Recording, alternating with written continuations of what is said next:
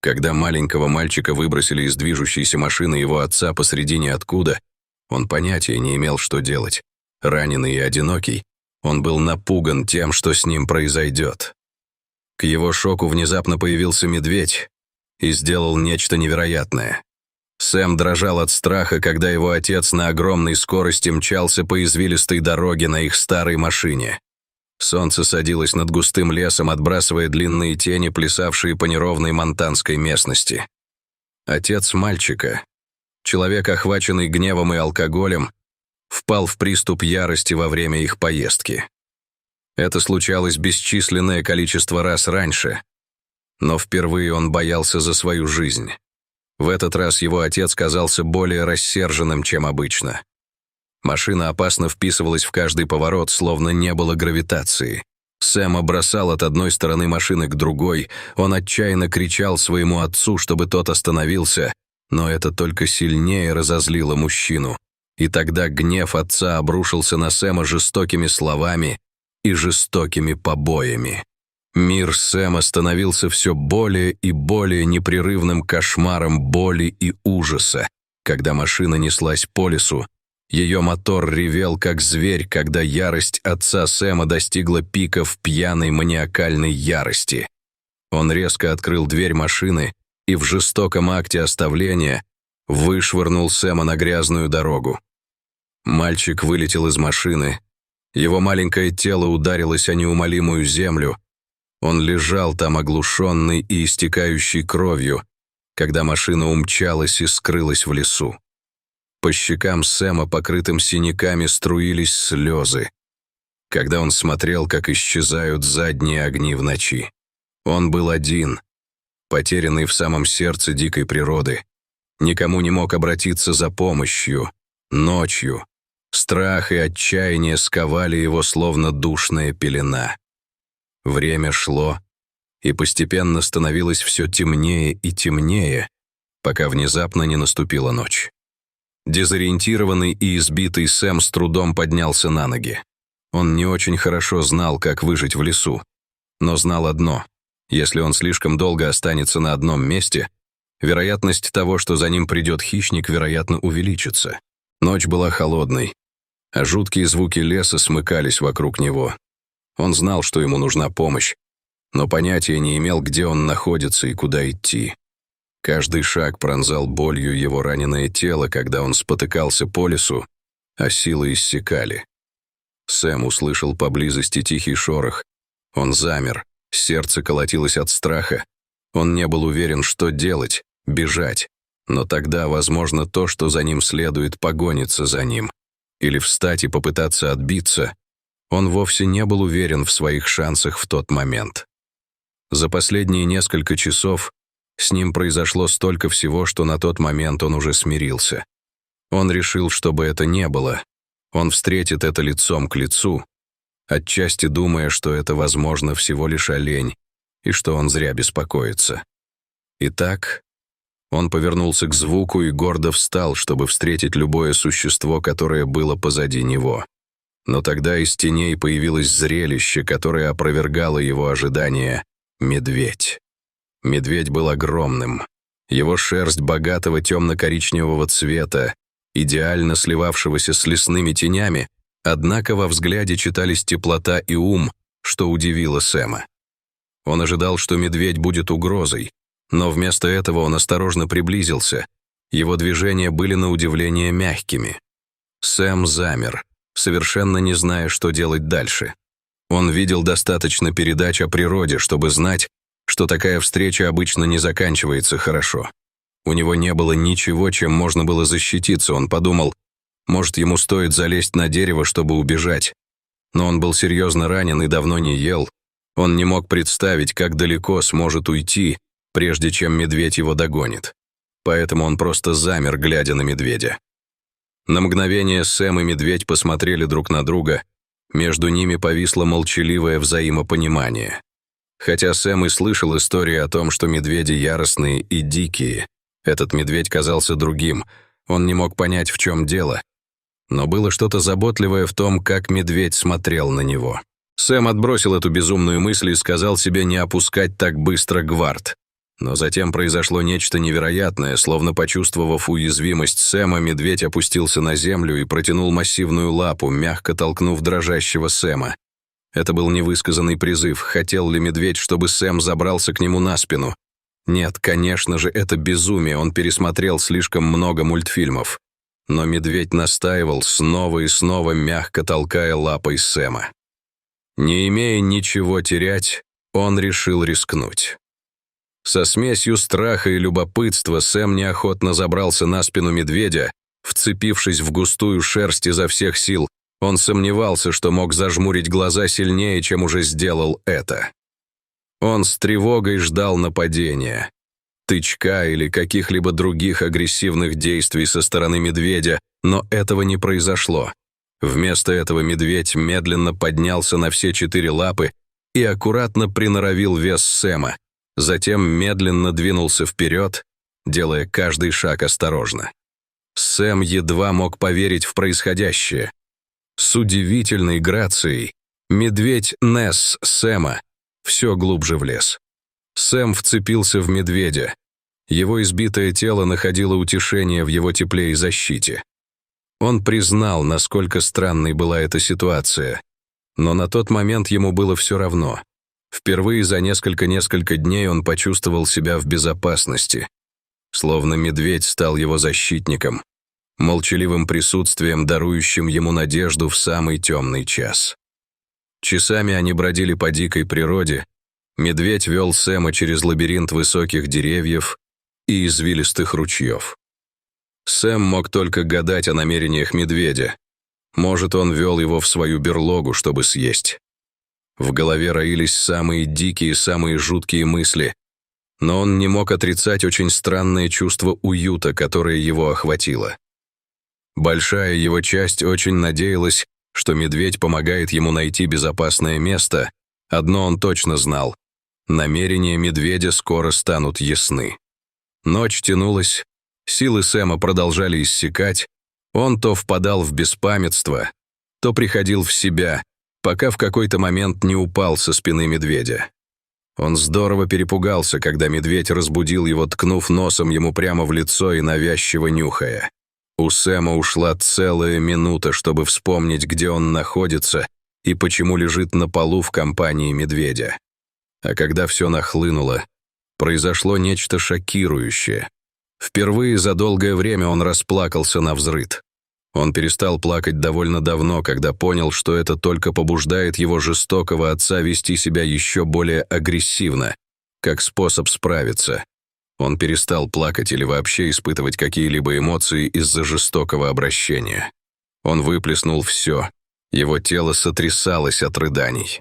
Его мать умерла несколько лет назад, и он мог думать только о том, как сильно она его любила. Она всегда обнимала его крепкими объятиями и напоминала, какой он умный. Он ужасно хотел, чтобы она была рядом, а она сумела бы все исправить. Он очнулся, когда медведь положил свою тяжелую голову ему на плечо и снова ткнул носом, словно чувствуя его глубокую грусть и горе по покойной матери. Наступали ранние утренние часы, воздух был леденящим, а небо очень темным. Сэм поджал ноги ближе к себе, пытаясь согреться и чувствовать себя в безопасности. Медведь принял этот жест. Он медленно лег позади мальчика и обернул его своим большим телом. Сэм съезжился ближе к земле и прижался к медведю. Он чувствовал, как это удивительное существо старается защитить и согреть его. Именно в этот момент он понял, что этот замечательный зверь, возможно, его единственная надежда на выживание. В своем сердце он начал доверять медведю, ощущая невысказанную связь, которая преодолевала границы видов. Медведь был в 10 раз больше него и во 100 раз сильнее. Если бы он захотел причинить Сэму зло, он бы уже это сделал. Но сильная интуиция подсказывала Сэму, что намерения зверя были добрыми и что ему просто нужно довериться. На рассвете Сэм и медведь медленно проснулись под лучами солнца. Огромный медведь встал и глубоко потянулся. Затем снова опустился на землю и мягко подтолкнул Сэма взобраться к нему на спину. Затем медведь поднял нос в воздух, явно ловя какой-то запах, чего именно Сэм не знал. Он просто решил крепко держаться, чтобы увидеть, куда его приведет зверь. Может, он был голоден. Острое чутье медведя уловило запах чего-то неподалеку, и он осторожно, но решительно направился в одном направлении, через каждые несколько минут вновь поднимая голову и принюхиваясь, а затем продолжая путь. Сэм с тревогой ждал, что выведет медведь, не подозревая, что это был неоспоримый аромат пикника, свежеиспеченного хлеба, спелых фруктов и смеха пары, наслаждающейся трапезой в лесу. Медведь, зная, что Сэму нужна помощь, которую он не может оказать, держал путь к источнику запаха, неся мальчика осторожно на своей спине. Сара и Марк выбрали это отдаленное место в лесу для спокойного пикника и понятия не имели, что их день примет неожиданный оборот. Это было прекраснейшее утро. Они очень наслаждались солнечным теплом. С нетерпением ждали и трапезы. На всю неделю они запаслись провиантом. Наслаждаясь едой, они все глубже погружались в пикник. Однако Марк был начеку, всегда держа окрестности в поле зрения. Такова была особенность трапезы посреди леса. Никогда не знаешь, кого может привлечь запах еды. Сначала Марк услышал шум, а Сара нет. Раздался громкий шорох в кустах за полем, где они расположились. Сначала он не придал этому значения, но потом заставил Сару замолчать и сосредоточился на звуке, который услышал. Затем он увидел нечто леденящее душу. Из кустов выходил огромный гризли. Марк тут же вскочил и встал между Сарой и медведем. У него был спрей от медведей, и он был готов использовать его в случае необходимости. Сердце бешено колотилось, по телу разливался адреналин. Он знал, что у него почти нет шансов против медведя, но если надо будет защитить жену, он сделает это храбро. Когда он уже объяснял Саре, как им следует действовать, чтобы выжить, он внезапно замолчал. Он всматривался в медведя, сосредоточив взгляд, уверенный, что на его спине что-то необычное, но с такого расстояния разглядеть было трудно. С каждым шагом медведя все ближе. Марк и Сара все сильнее охватывались ужасом. Это был буквально их самый страшный кошмар. Но затем они разглядели, что именно лежало на спине огромного медведя, и были ужасно потрясены. На ней неловко покоился измученный, избитый мальчик. Сара несколько раз протирала глаза, чтобы убедиться, что она не галлюцинирует. Что все это могло значить? Почему медведь нест на себе человеческого ребенка? Страх охватил Сару и Марка, когда они наблюдали за развитием событий, но вскоре они поняли, что действия медведя не были агрессивными. Скорее, он заботился о мальчике.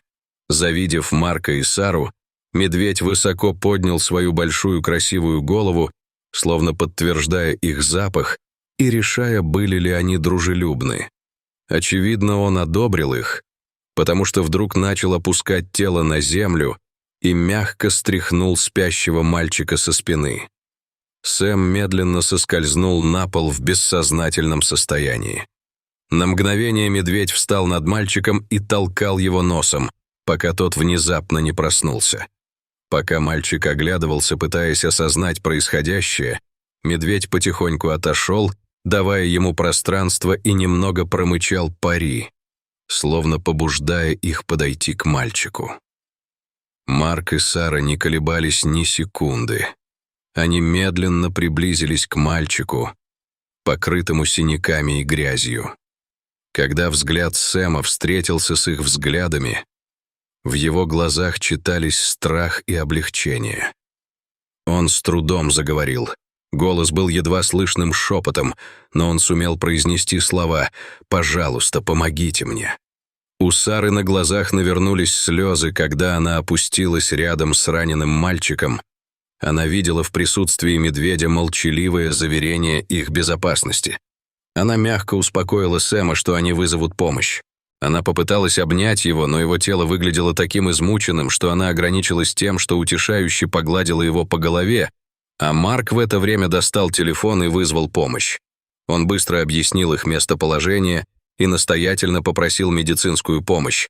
Они не были уверены, насколько серьезные у Сэма травмы, поэтому нужно было предупредить врачей о тяжести его состояния. Пока они ждали помощь, Сара и Марк предложили Сэму еду, воду и тепло пикникового одеяла. Однако мальчик был крайне молчалив и отказался от еды, словно боялся доверять этим людям. Медведь же, казалось, полностью им доверял. Он повернулся спиной к троице и неторопливо направился в свое логово, уйдя так же быстро, как и появился. Вскоре прибыла бригада парамедиков, им пришлось прилететь на вертолете. Они планировали доставить Сэма в больницу по воздуху. Вертолет хорошо сел на поляне. Стоило парамедикам взглянуть на Сэма, как они поняли, что ему срочно требуется помощь. Мальчик выглядел истощенным, бледным и подавленным, с ним было явно неладно.